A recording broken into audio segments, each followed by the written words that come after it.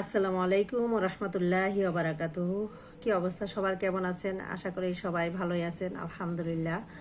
তো আজকে একটু আমলের কথা বলি। অন্যান্য সময় তো অনেক ধরনের কথাই বলে থাকি আমরা।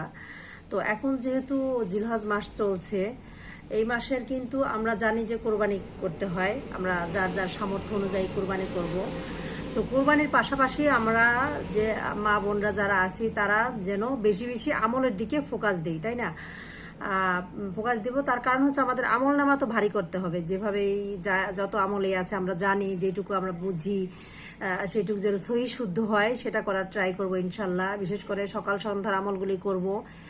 আর আরেকটা জিনিস হচ্ছে, এই জিলহজ মাসের প্রথম 10 দিনে যেই তাকবির পড়তে হয়, আমরা এই 10 দিনে তাকবিরগুলি বেশি বেশি তাকবিরগুলি পড়বো। যখনই ফ্রি থাকবো, আমরা তো মোবাইল দেখি, মোবাইল তো আমাদের থেকে সময় নেয়, তারপরও যেন আমরা কাজের ফাঁকে ফাঁকে হলেও যেন আমরা দোয়া জিকির আজকারগুলি করতে পারি। তো আর তাকবিরটা বিশেষ করে এই 10 দিন পড়বো এবং আরো বেশি পড়ার ট্রাই করবো ইনশাল্লাহ আরাফার দিনে, কারণ আরাফার দিনে দোয়া কবুল হয়। ওই দিনে বেশি বেশি আমরা তাকবির পড়বো। তো আমি তাকবিরটা একটু পড়ছি।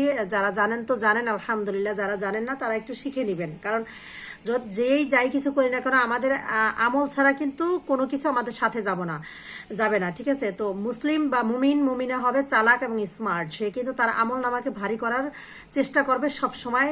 সব জিনিস যতটুকু সাধ্য আছে তার সাধ্য অনুযায়ী কিন্তু আমল নামাকে ভারী করার চেষ্টা করবে ইনশাল্লাহ। তো তাকবীরটা হচ্ছে আল্লাহু আকবার, আল্লাহু আকবার, লা ইলাহা ইল্লাল্লাহু, আল্লাহু আকবার, আল্লাহু আকবার, ওয়ালিল্লাহিল হামদ, আল্লাহু আকবার কাবীরা ওয়া আলহামদুলিল্লাহি কাসীরা ওয়া সুবহানাল্লাহি বুকরাতা ওয়াসিলা।